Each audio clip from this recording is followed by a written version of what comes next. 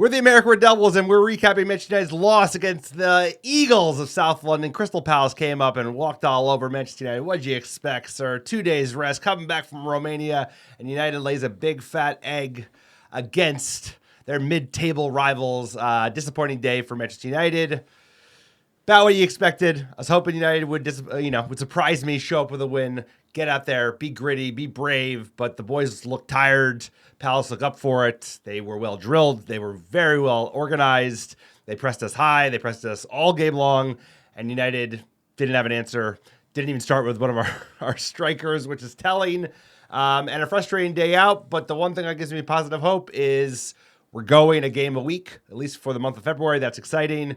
And United's been going through a lot. We have had a bit of a recent upturn under Ruben Amorim. He's gone on a short winning streak, but this was an annoying game.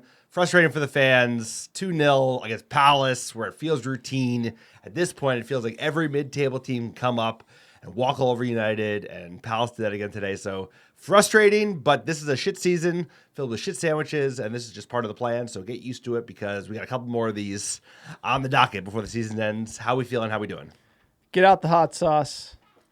Get out the salt, the pepper. We eating L's out here in the league, but it's okay because we got the Europa League, and that's what it's about. This season is do not get relegated in the league. We're going to see a lot more shit football. You look at the squad moves we're trying to do in January. We're barely trying to put together a team. Like our best attacker, we're shipping to Villa, most likely, because he doesn't get along with the manager. So another one down, another one bites the dust for Manchester United up front. We almost sold Garnacho. We're trying to get a kid from Bayern who's saying that deal just fell through. So we might be getting one tomorrow, but obviously we're recording this on the 2nd. The January window is open, so I'm more focused on that. This is an incomplete squad. Kobe Mainoo at striker. Look, it was a bad game. We lost, but we got at him in the first half. The manager's trying things. It's not like the best, but we have an incomplete team. We've already sacked one manager, so how much can we really expect in the EPL? The fact we even have an exciting run in the Europa League, that's you got to count your blessings there because that's what it's all about now. It's all about Europa League and getting somebody in to help us score goals, because if we don't get someone in to help us score goals, my heart will break. That might break me if we don't even get an attacker in January. We got 24 hours left. Yeah, I wouldn't count on it, sir. I'd manage expectations appropriately to being a Manchester United fan, but I think that's the right outlook, right? This season, it's a wash. We got a new manager in. Our old manager's out. There are players moving thick and fast, right? Who would have thought we were doing loan deals with Marcus Rashford going to Aston Villa with an option to buy? Actually, Villa did us a favor. Thank goodness that they sold their hotshot striker to the Middle East. But this season is all about just surviving the EPL and seeing if we can be frisky in one of the two cups we're still in. We're still in the FA Cup with the 4th round on Friday against the Foxes, and we are in the round of 16 for the Europa League. So one gets you the Champions League, one gets you Europa League. But if you win one of those two, it goes a long way with a young team, building confidence in the young manager. And this year is just about survival and just getting some pieces in. So, yeah, I agree with you. I don't see any strikers coming in. I had hoped that 19-year-old out of Bayern Munich, but for some reason that deal fell apart today. Like you said, I don't think we have any other options. Bayern getting greedy. Bayern getting greedy. Hey, Bayern. What do you expect? You get a little charity over here? We need a striker. Harry Kane. I'll take Harry Kane. They're not giving us nothing because of 1999. That's why they're spiting us in the transfer market. Everybody knows United is horrible in the transfer market, and we're seeing a January that's about selling, and we're paying Rashford to play for Villa. That's all I got to say. We're paying 30%. That's about £100,000 a week, sir. It's brutal to pay a player like that to play for another team. I can't get over that as a Manchester United fan. That just doesn't add up in my head. Pay his wages. You want him? Pay his wages. We're going to pay him to play for you. His wages are so high that somebody wouldn't pick up all of it. We're going to pay him to play? We're doing that for him. We're doing that for Jadon Sancho. We're paying for some of his wages. We're paying for Anthony's wages. We're paying Anthony to play somewhere else. We're paying Sancho to play somewhere else. We're paying it's greatest club in the world, sir. Ineos, wake up, wake up, wake up. Quick PSA for the podcast. You like the American Red Devils, please check us out on YouTube. Just got the channel off the ground this summer. If you subscribe, if you comment on the videos, it helps hack the algorithm, help us get found by other Muppets just like yourself, and it's free. If you're listening on iTunes or Spotify, go over to YouTube, hit subscribe, help your friendly Muppets. And if you want to go the extra mile, check out our Patreon page, patreon.com/America Red Devils. behind-the-scenes video episode every single month. Sign up. Go the extra mile. If Patreon's not your thing, go to our store. We got scarves. We got trucker hats. We have shirts. Everything. AmericaDoubles.store, AmericaDoubles.store, and AmericaDoubles.com.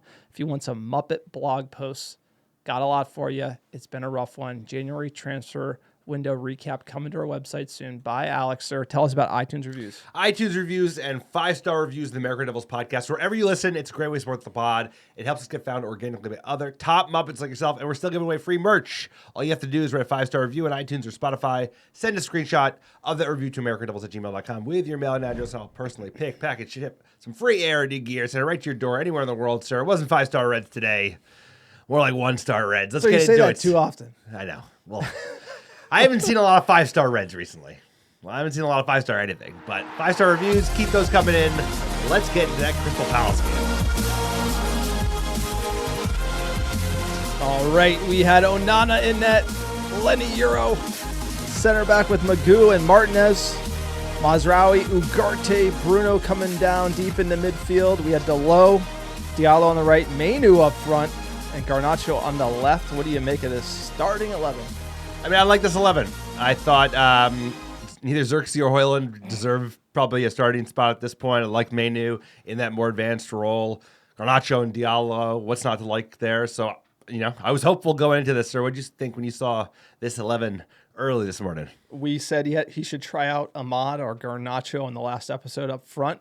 He went with Kobe Mainu. We needed to change something. We need goals, and Mainu looked really good midweek against the Romanians playing up the pitch. So why not throw him at number 9? It didn't necessarily come off as we scripted it.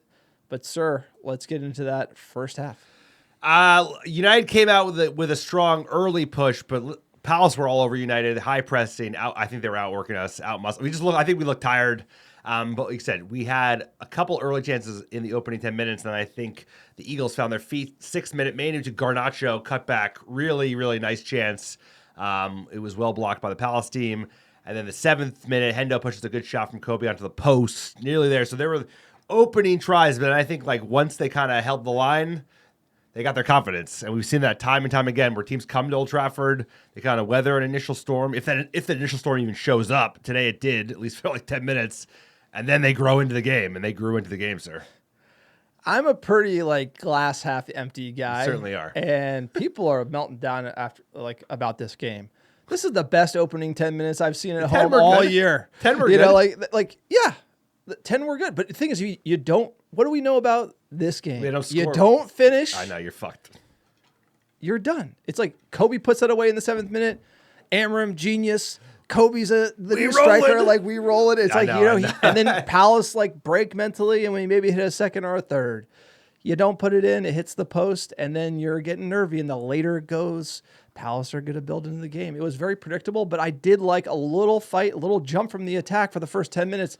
That's something to be hopeful for because we have not even seen this.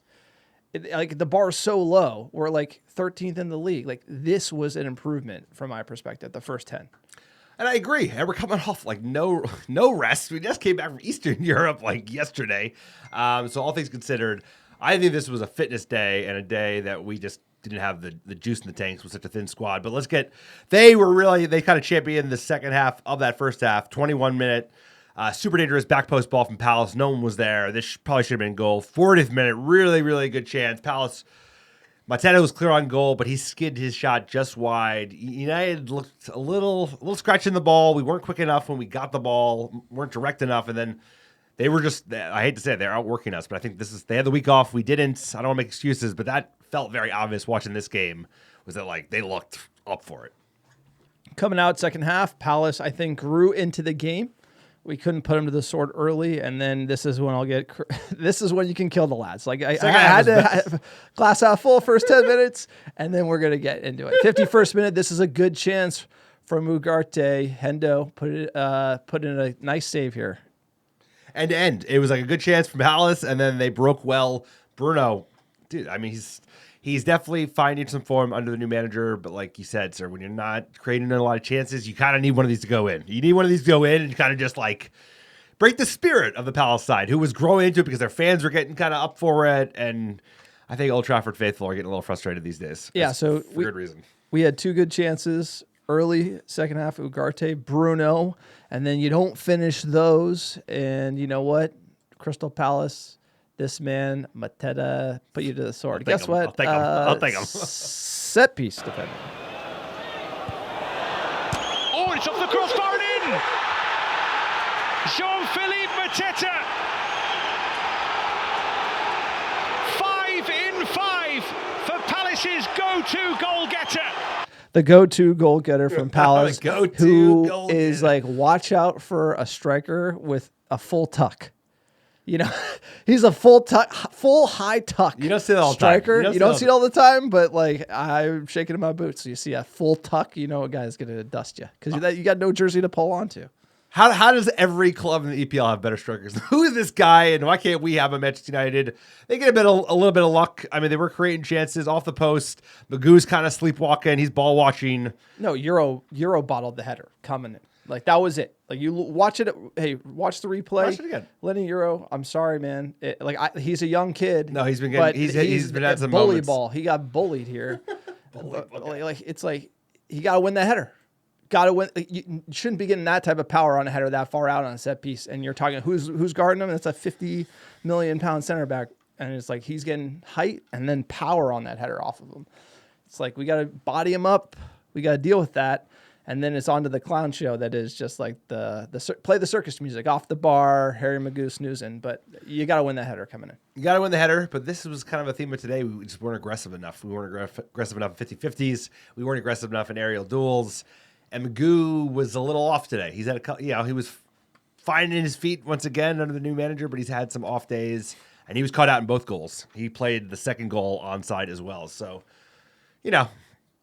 comedy of errors, sir. 70th minute,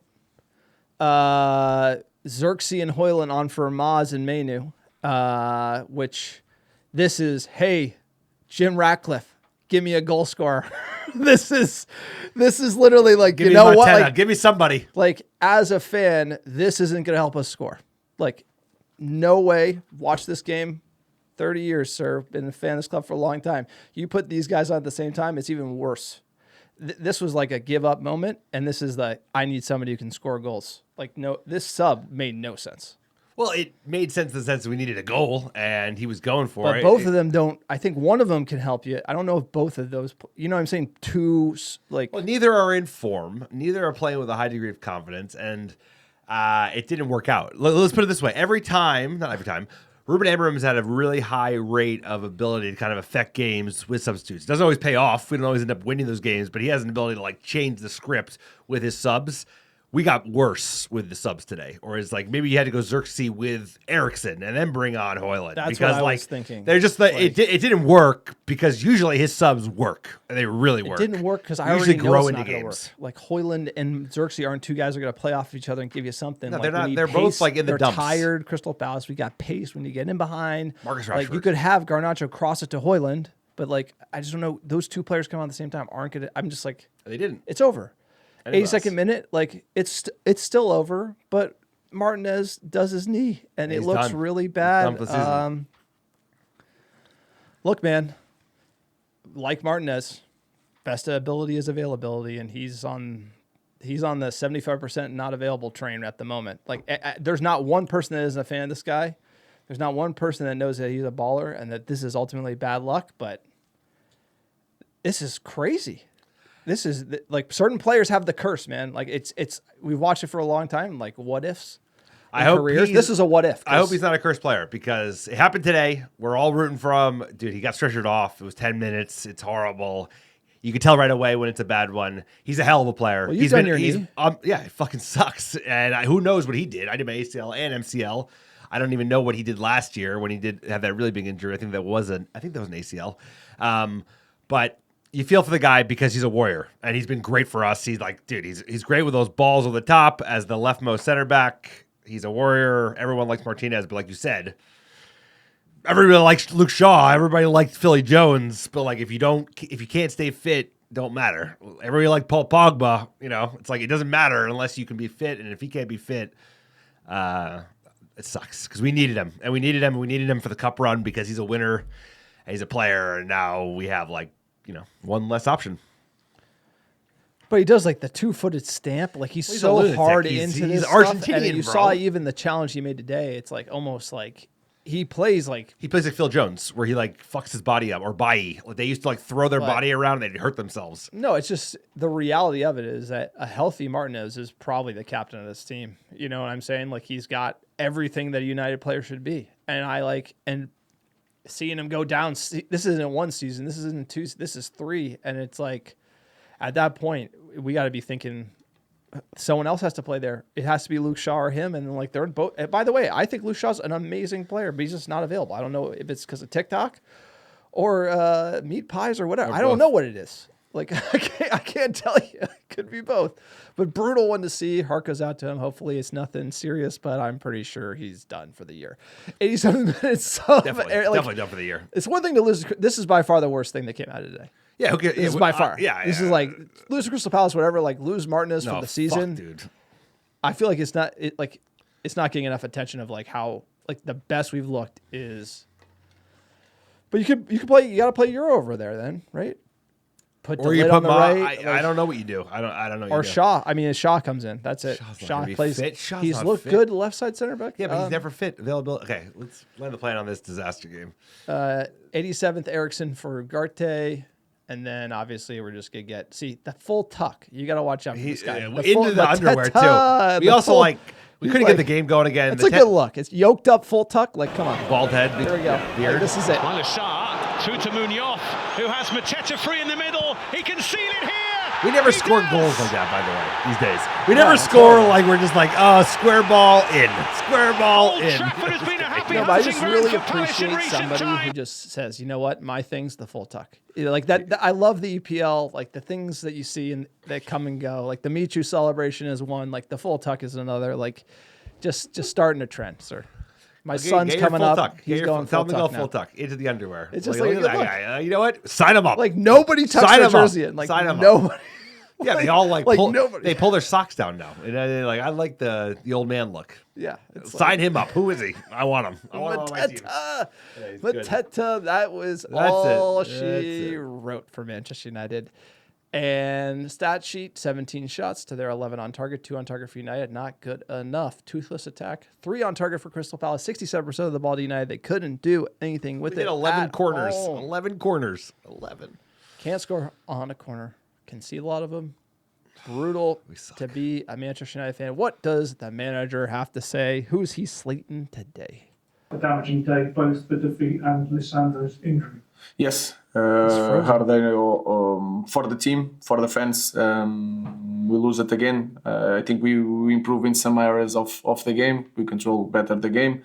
We had more possession. We had situations, but in the end, we suffered 2 goals that we can avoid. And Liche is really important for us, not just the football player, but the character that he has, especially in this hard moment. So now it's time for us to help Liche like he's doing for so long. I think it's a bad situation. Let's wait and to assess things with the doctor, but I think it's a serious situation. Ruben, the team haven't scored 9 games this season, still minus goal difference, 2 strikes from the bench today. Do you feel let down by the hierarchy here that they've not brought in a goal scorer yet? No. The things are not like that. Today we choose to play with Kobe to give to use the characteristics of Kobe. It's not nothing against Rasmus or Josh. And sometimes the team scores goals by creating situations to use the right characteristics and not to. It doesn't mean if you play with 2 strikers you are going to score more goals. So I think it's a problem for the team, and we spoke about. He's on his A game today. Everything's clean from Ruben Amorim. He's not creating headlines about Marcus Rashford, who is heading out the door to Aston Villa. I think he kind of shot us straight today. Kept it high level. And he focused on the most important thing, which is the loss of the huge influence both on the field and off in Lisandro Martínez. It's a backbreaker. It's a backbreaker for a guy who had such a serious injury last year. His first season in United, he was like a killer. Didn't skip a beat. He obviously won the World Cup. And then he had the huge injury, comes back. Obviously, the season started like shit. And then he's one of the star players under the manager along with Ahmad. I think Bruno's looked good. A couple other players as well. Maz continues to shine, but like Martinez looked excellent with those balls over the top, and then just he's going to be a huge loss. Huge loss. This is bad. Because, like you said, not only you losing out the personality, you have to think about what it does to the individual because he already went through a bad injury. Then it's like, all right, is this a trend? No, this is bad. This is a big. What are you talking about? This is career. Yeah, it could be. This is not like this has nothing to do with Manchester United. This is like, can this guy's knee stay together? Like, that's really kind of what we're talking about in this situation. It's that bad. Like to go through. He had the foot. Knee, like he's had so much in such a short period of time that I mean, like he'll be back, but it's just the rehab from this has to be even longer. If you really think about it, it's like he'll be out till the fall. He'll be out to the start of next EPL season. He'll miss the start August, next year. Yes. August, September. Like, no, he'll miss the start next year. 100%. Absolutely. Yeah, brutal, heartbreaker for United. XG wasn't kind to us either. Crystal Palace like took over the game. And you can see when we subbed on Xerxes and Højlund, nothing. Like that to me just, hey, it's January. It's February 2nd, right? You got a day left. You look at that window, this team, hey, we got left back. Congratulations. Like we should have got that 3 years ago. Today it is. You look at this team and you look at what we can do in Europe and you look at the table and it's like we got to get Odi and Igalo, get on the China phone, bat phone, like call up Odi and Igalo like at midnight and get him over, bro. It's like we gotta like call up the Saudi Arabia League. Get the bro. best There's striker. Gotta be somebody around. Get the best striker in the Bronx, bro. I don't care. Just like we need somebody to come in, like FC Dallas. Get their striker. Like I don't care. We need somebody. Get in like It's Giroud. like, get in we're some washed dying. up, Like, get in hey. some like washed up former Euro star. Like give us who you got. Well, Like, we Bangers need, can't like- beat you. Wow, where you at? Wow, shout out like somebody. Give I'm us a sorry, body. but this, No, we need a body. like, it's really nice from What a about your boy structural. Ronaldo, bro? Like, Get so, your like, boy Ronaldo. you look at the team structurally, and like Martinez, huge loss. Shaw, assuming Shaw doesn't come back, like, Which he won't. and He's gets not injured right away, he can play left side center back. So the team, and then you're like, okay, we got Dogu, the kid at left wing back, and we're gonna see that with Maz. He's still a striker. And you even have Delo who can now go to his better position. So we structurally just got better. And then who's scoring the goals? Nobody. So it's like we need somebody to get up there and score goals because, like, if I have to watch this team flounder even more than they are right now, I'm going to lose my mind because this, like, I cannot watch like an inept attack. You're gonna lose your mind. The inept attack. It's like, come on, I've watched horrible set piece defending. Like, at least give me goals. At least give me goals. Like, sir, we have to watch all these games. You cannot look at this team and not sign somebody. And in 24 hours, they might. I think they're scrambling right now. That Bayern kid, and it's like, dude, we need somebody. And it's like, this is it. This is why I'm trying to say, Xerxes, Højlund, you cannot finish the season with just those two. You need somebody else, especially you're dealing with Rashford. We have so few options going forward. I mean, even having two strikers is not enough for a team like Manchester United in the amount of cup competitions. Define striker, because strikers usually score goals. So like I don't even think we have two of those. Who scores goals in this team? Nobody really. So we need somebody who can put the ball in the back of the net, and we just need depth because we have a lot of games, and the guys that we have are currently hired to score goals for Manchester United are not doing the job. So I don't know. Doesn't seem like we have enough smoke, enough time to get a deal happen. The fact that we got, I think we'll get somebody. The fact that we got Rashford out is a huge victory because that Aston Villa did us a favor. I mean, they did. Let's be honest. Like that, that only happened because Duran got bought late and they needed a player, and we got a player that they could use. So that's perfect for us. But at the end of the day, it's like we need a body in because we're dying. But I don't know if we are going to get one. I think Ineos is just so focused on, not fucking up PSR. Problem. It's a huge problem. problem. No shit, it's a huge problem. Well, Rashford's wages are quite a bit off the books, so that can get you a loan in, right? You can definitely loan someone for like $150. Like there's a lot of names that we've been linked to in the past that we could just rip in here right now. At D_Cole, quote, this team is not an EPL team and that's okay. We're still trying to flush out all the shit signings from Baldy Locks.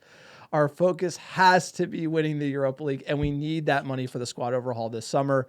Wish Rashi could have grown a pair and just played 9 for us. And he hit it all. It's like we are like below mid-table as far as the English Premier League is concerned because it's a really good league. Really good league. It's a really good league. And like, you know what? Mateta would look good in red.